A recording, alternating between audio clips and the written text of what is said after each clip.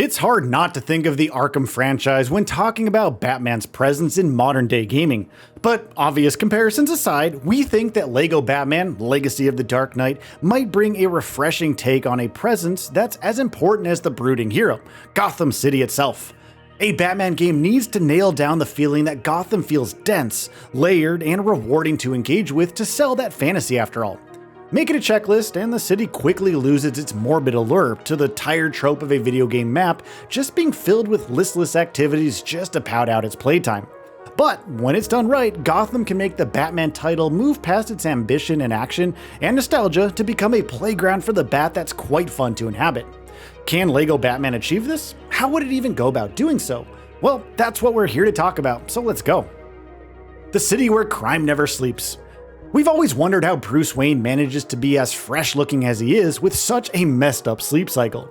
But Gotham has never cared for its heroes' well-being, and that's just the way it should be. Its streets and alleyways are the corridors of power for the city's criminals, while its landmarks and industrial zones serve as stages for the eventual confrontation between Batman and his home's more nefarious residents. It's a part of Batman's identity, an urban jungle that he has learned to navigate with aplomb. That's a facet of the experience we already know is part of the upcoming LEGO Batman, and that Gotham's going to keep him quite busy this time around. But the real question isn't about how big Gotham is, but how much of it actually matters to the experience at hand. A smaller version of the city that reacts better to your presence in it should basically be the way to go, we think. It would certainly be better than a massive take that's largely empty after all. That's where LEGO comes in. The very blocks that bring so many iconic things to life could do the same for LEGO Batman's Gotham. LEGO titles work very well when their environments are a part of the fun, and Gotham City is of course no exception. It's an opportunity for the game to truly make the city feel alive with secrets locked behind puzzles, different routes depending on which of the game's cast you're controlling, challenges, exploratory rewards that are available to only the most diligent of players, dynamically unfolding crimes, and so much more. Batman's gadgets could work differently on different surfaces or materials, while the same surfaces could be further utilized in some way thanks to the unique tools of other playable characters. Playing as different heroes could, and perhaps should, make revisiting parts of the city you've already been to as another character an important part of the gameplay loop overall, encouraging deeper exploration and rewarding it accordingly. Making Gotham a giant toy box full of fun things to do could make LEGO Batman find a great balance between its narrative more serious tone and an entertaining gameplay loop that weaves in the levity of controlling LEGO characters in a world that's just built on the stuff.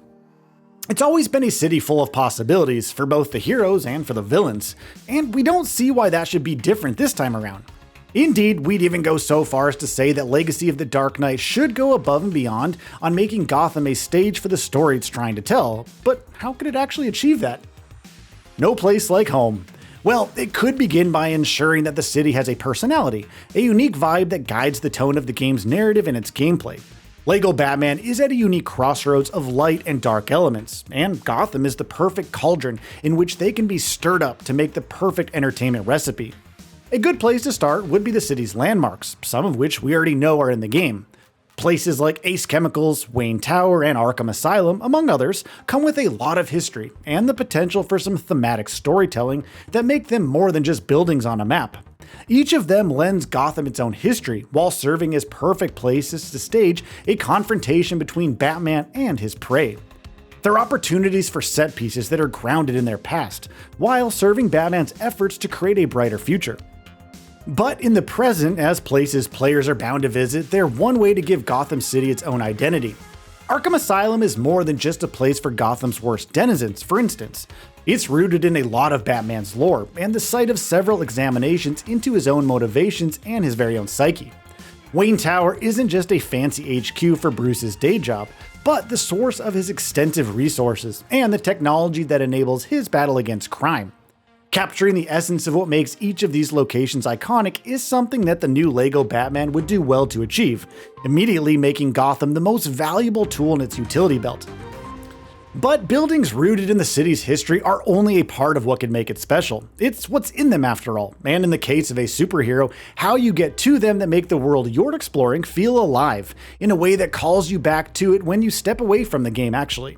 With all of the traversal methods that TT Games has already confirmed, the latter half of the equation looks like it's been pretty well covered. But what about the former?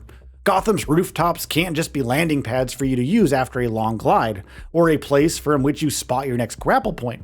The streets need to be unsafe, because it's Gotham after all, and Batman isn't going to be too much of a superhero without his rogues gallery operating on those very streets. Each of Gotham's districts should have its own feel and identity, and perhaps even come with stories of its own, all of which is up to us to basically uncover as we prowl around on the lookout for the next criminal that we're going to put away. Batman's vehicles should also serve a specific exploratory function, making them all fit within the gameplay loop in a way that makes sense while still making Bruce feel like a versatile protagonist, who's always a step ahead of those who would actually oppose him. Gotham's the one-stop solution to achieving all of that and more, but of course, a city's only as lively as its people. The best and worst of Gotham. Thankfully, the city's always been home to a lively bunch of bad guys and innocent victims, and the fact that Batman isn't alone in Legacy of the Dark Knight is a recipe for some entertaining outings as one of the playable heroes. It's confirmed that crimes you'll need to stop are going to be part of the adventure, while there are additional challenges, puzzles, rewards, and secrets. They're all elements of an open world that make it click, but it's the way that they all come together and coalesce that can make or break a title of this ambition. Gotham's criminal underbelly has a part to play in LEGO Batman that's probably as important as the one that our hero himself fulfills. How busy are its bad guys going to be? Will those very puzzles require the deft use of multiple gadgets from our utility belts? Are those collectibles going to carry meaning to our very hero, or are they just going to be objectives to dust off your map as a list? Is co-op going to make exploring the world more fun, and perhaps even include a bit of cooperative puzzle solving? And of course, there's also the question of the Batcave and the ways in which you can customize it. Will all of the things you do out in the city tie back to your home base, allowing you to collect items that can then be used to put your own signature stamp on Batman's hideout? There's a lot of questions to be sure that can only be answered, of course, once the game is out. But all of them are details that matter if it aims to be a Batman experience worth its salt. The mere presence of the elements of what makes open worlds great isn't just enough anymore. Gotham's role in the game shouldn't be relegated to being a staging ground for the story and gameplay, but should be a place that actively rewards those among us who take Batman's role as the world's greatest detective seriously, allowing us to bring our victories home with us in ways that feel meaningful and satisfying.